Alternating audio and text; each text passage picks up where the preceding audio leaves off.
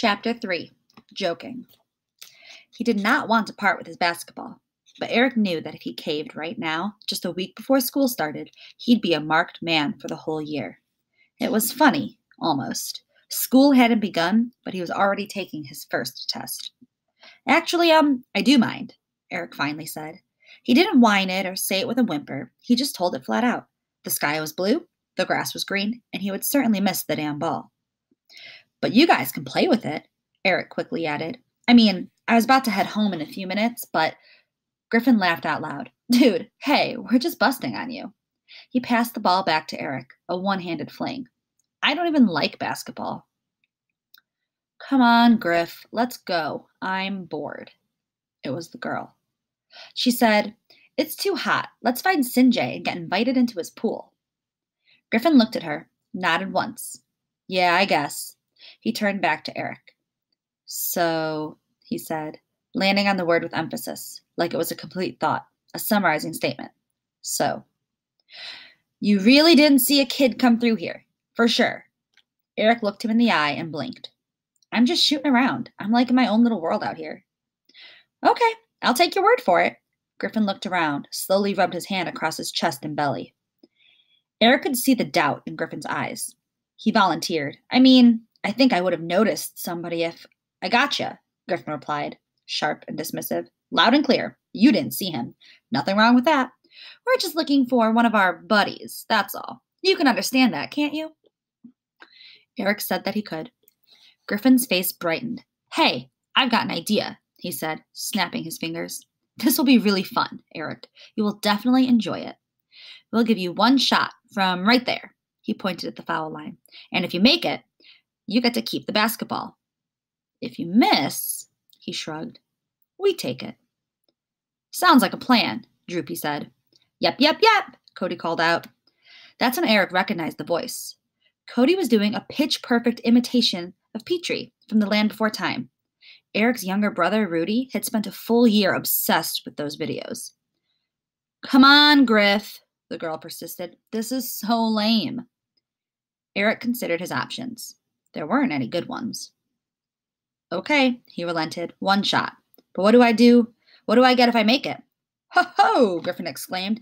Now you're bargaining, huh? I like that, Eric. Very ballsy. I bet $1 he makes it, the girl said. I'll take that bet, Cody said. Griffin eyed her appraisingly, eyebrows arched in mock surprise. You like the looks of him, huh? The new boy in town? She made an oh please face, like the very idea was stupid. Let's just get this over with, Griff. So Eric dribbled once, twice, took a deep breath, and laid a brick. He missed everything. The backboard, the rim, the works. His heart sank. Air ball, chortled Droopy. You owe me $1, Mary, Cody claimed. Mary. Her name was Mary. Griffin grabbed the ball. He set it on the ground, rested his foot on it, and stood pondering the possibilities, and then gently rolled the ball back to Eric. Eric bent to pick it up and murmured, thanks. The word slipped past his lips as a reflex, just tumbled off his tongue without thinking, a verbal somersault of ingrained manners. Thanks. And Eric kicked himself for saying it. What an idiot! Thanking these guys for not stealing the ball? Actually thanking them. How pathetic. I'm disappointed in you, Eric. I really thought you'd make the shot, Griffin said. He lifted his bike off the ground and climbed back onto it. We'll see you in school, Eric. Who knows? Maybe we'll have a few classes together. Wouldn't that be special? We could go to the library and do homework together. He let out a friendly laugh, like it was all a big fat joke. Yeah, Eric replied. The gang of 4 pulled away. Griffin gestured toward the pet cemetery, and they headed for a gap in the fence. Eric let out a deep breath. He felt the tension seep out of his neck and shoulders. Good riddance, he thought. No wonder his shot fell short. Too stressed. The girl, Mary, was right. It was hotter than hell out here. Eric didn't hear Griffin's return, not until the boy was almost on top of him. Hey, man, Griffin said, startling Eric as he pulled up behind him, back tire skidding. The others hadn't followed. It was just Eric and Griffin now, no one else. I don't want you getting the wrong idea. You know we're just fooling around, right? I was never going to take your ball or anything like that. I know, Eric said. Because you looked a little worried there for a minute, Griffin laughed. No, Eric protested. I knew you were just having fun. Griffin flashed a smile, that $100 smile he could turn on in an instant, and he reached out his fist. We cool, buddy? Eric tapped his fist against Griffin's. Sure. Welcome to Bellport, Griffin said, lifting both hands, arms out wide. You ever need anything?